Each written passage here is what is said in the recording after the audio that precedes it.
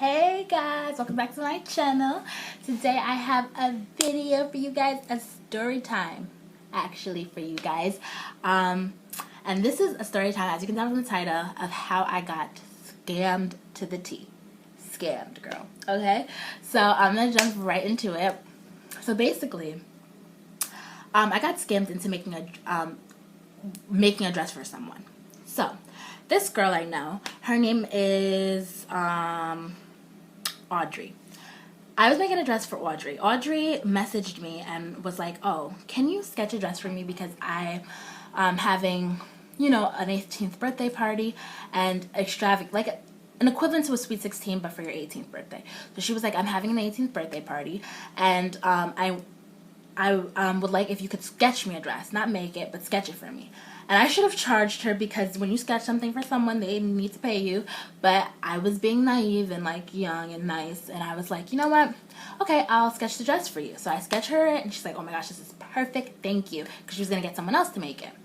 Then she messages me weeks later, and she's like, "Oh, the guy who was gonna make the dress for me is charging me like $700 for the dress," and I'm just kind of like, "That's pretty crazy." And she's like, "I can't afford that, so I'm gonna try to see if I can find someone else to make it. But by any chance, can you make it?" And I was like, "Yeah." And she was like, "If you can, it's fine." But I was like, "No, I can make it." And I was starting out at FIT, so a few semesters in, so I wasn't like confident about my craft. I'm gonna be very honest. But I knew how to design, and I really felt like I could do this project. So I was like, you know what? I'm going to take the challenge. I'm going to do this dress. So basically she wanted like a bandeau. This is sequin and like silver sequin. A bandeau, mesh in the middle, and then a sequin bottom of the dress. She wanted like a one strap kind of look. So I was like, okay, I can do that for you. So I tell her it's going to be $250. My prices now are different, so just a disclaimer. But then when I was just starting out, I was like, okay, I'll charge you $250 for it. She's like, okay, fine, that's perfect. My mom said that's okay. So I tell her, okay, come over to my house so I can take your measurements and leave a $100 deposit so I can go and buy the fabric and like get myself started. So she's like, okay. She comes over to my house. I take her measurements. I get the deposit, and I'm like, okay, I'm gonna buy the fabric, and when I start, I will let you know, and you can come back in for a fitting. So I go out and I tell her, do you just want normal regular sequin? Like, what kind of sequin do you want? Like, anything specific in the sequin that you want? And she was like, no, you can just get anything, like just a regular sequin.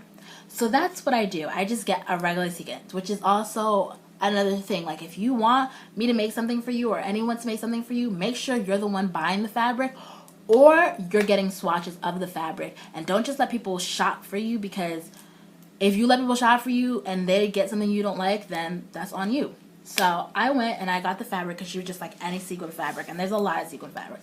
So I got any sequin fabric. So I got a sequin fabric and I showed it to her, and she's like, okay, cool, yeah, nice, love it, perfect, exactly what I want.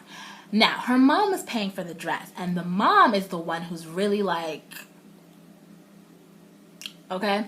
So I get the fabric and everything, and I start on it, and we have our first fitting, and the fit wasn't perfect. There was like a lot of imperfections, but she liked the direction. Audrey loved the direction it was going in. However, the mom was asking like 1,000 questions, and she was like, this isn't right, you need to change this, la la la. And I'm just like, okay, lady, I will get it done. It's the first fitting. Let's just see how it goes. So we did the fitting. I had to change a lot of things, and the mom was like, okay, well, we'll see you in a couple of weeks when you do it fitting. So this was my first knit dress I did too. So I was having a lot of difficulties, but I was getting it done. Like, when I finally got the skirt portion done, I was like, this looks perfect. And so she tried on the dress, and the bottom of the dress, it fit fine, but we had like imperfections on the top. So I was working more towards that. And then we had our second fitting. So we had our second fitting, and excuse me. We had our second fitting, and the mom is like, oh, I don't like this seam here. I don't like how this is. I don't like how that is. You need to put this in. This. And I'm just like, oh my gosh. And Audrey's just like, seems like she just really likes the dress. Like, obviously there needs to be things that need to be changed, but she likes the way the direction's going. And the mom is just like, are you sure this is the dress you want? Are you sure you don't want to cover up more here? La, la, la. But Audrey's like, no, this is the dress I like. I like how she just seemed like she liked the direction it was going in. So I'm like, all right. So I continue on the dress. I'm getting everything like to fit perfect. I'm working on it. Blase, blase. I'm working on it. So when she comes in, I think for her third fitting, the dress is like not complete, but almost there. Her mom's like, I don't like the seam on the side. Take it out. It needs to be one piece. And I'm just like it did not look bad. Like, it was the nude mesh part, so you could like see the seam, but it was not visible, like highly visible. So basically I had to rip the dress apart, take the middle part out, insert it again without the seam, just because of that one seam. But I'm like, you know what, I'm gonna do it. So I took out the seam and I fixed it. And when she had her third fitting, her mom still has more problems with the dress. This is not fitting right, la la la la, blase, blase, blase. And I'm just like, oh my gosh. But you can see that Audrey likes the direction the dress is going in. So I'm just like, if Audrey's happy, it's her day, she's wearing it, fine. Wrong though, because the mom was paying for it. So I'm like doing all these changes for Audrey's dress. She comes in. I had to leave to go to Florida because it was my cousin's wedding.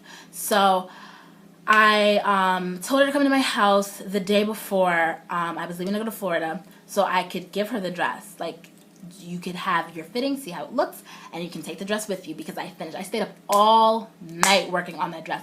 All night. I messed up the lining. I had to do it again. I worked so hard on this dress. Like I said, I was just starting out, so a lot of this was new to me, but I was getting it done, and it was so hectic, but it was done. And I was like, oh my gosh, it's done. I tried the dress on myself. It looks so good. So the dress is done. Audrey comes over. She tries on the dress. She brings like her whole family, basically, because they just came from whichever country they were from. They just came. So there's a whole bunch of them in my house. And she goes into my bathroom. She tries on the dress, and they have a hard time zipping it. So I helped to zip in the dress, and it was kind of tight. And I'm just like, listen, you tried on this dress like 3 times, and it fit fine. Now it's not fitting. It's really tight. You probably gained weight. No shade, but you just probably gained weight. Something happened. It's not my fault. I took your measurements. It was fine before. Now it's a little tight, but she still got into the dress. I was like, okay, she's at least in the dress. So she gets into the dress. It looks nice on her. I'm not just saying it because I made it, but it looked nice on her. But her mom was like, okay, I don't like the hem. And I can admit, the hem, I put horsehair. It's called horsehair in the bottom of the dress, so it was kind of like bunching up a little bit, and I agreed. The bottom, I had to fix the hem on it, to take out the horsehair. So she was like, okay, since I was leaving tomorrow, she's like, okay, fix the hem. I'm gonna come back tonight to pick up the dress and give you the money for it. And I was like, okay, perfect. So that night, I took out, that afternoon, I took out the hem, and I redid it. I redid the hem. I put what am I trying to say? I took the horsehair out and I redid the hem. So after, she was texting me. She was like, my mom has to go to work tomorrow, so are you going to be done soon? Because she needs to pick up the dress. And I was like, yes, I'll be done soon. Just give me like 30 more minutes. And then she was like, yeah, my mom can't pick up the dress tonight because, she has to go to work. Is there a way that you could drop it off to my house tomorrow? And I was like, okay, fine. I'll drop the dress off at your house tomorrow, which you should have paid for the gas money too, but I was like, whatever. She's like, I'm not going to be there tomorrow. My mom's not going to be there tomorrow because she's going to be at work. Leave the dress with my grandma. So I'm like, okay, cool. At that moment, I should have said, your grandma has to have the rest of the money. And she told me, she was like, if my grandma doesn't have the money, I'll make sure to give it to you after you come back from Florida.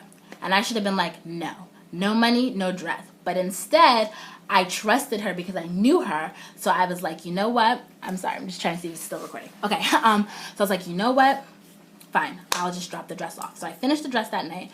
The next day, I drove all the way to her house, which was like 30 minutes away. I drove all the way to her house.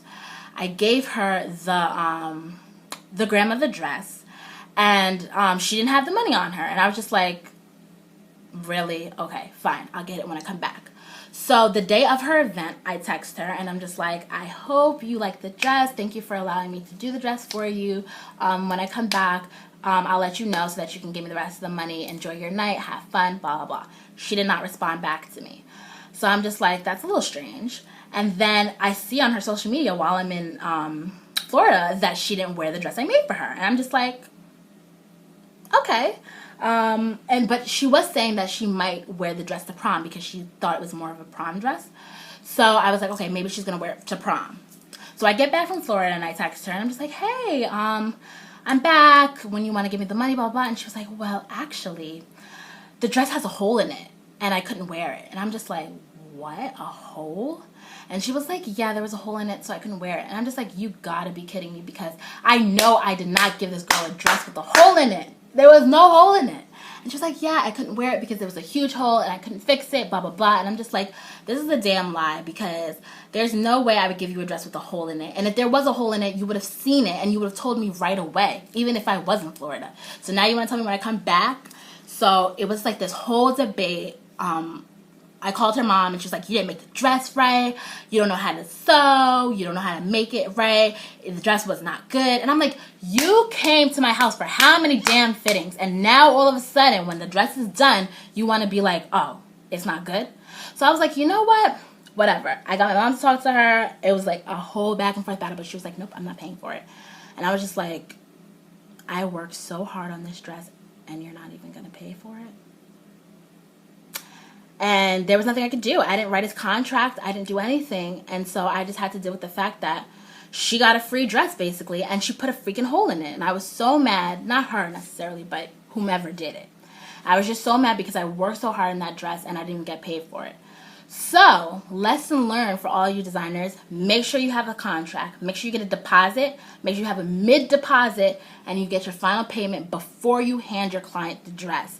And she was just saying, like, you can't sew, the dress wasn't the way we wanted it, blah, blah, blah, but you could have said that. Yeah, so basically she was just saying all this stuff like the dress wasn't good. And I'm just like, you've seen this dress for how many weeks and now all of a sudden there's problems with it? Like, that doesn't make any sense.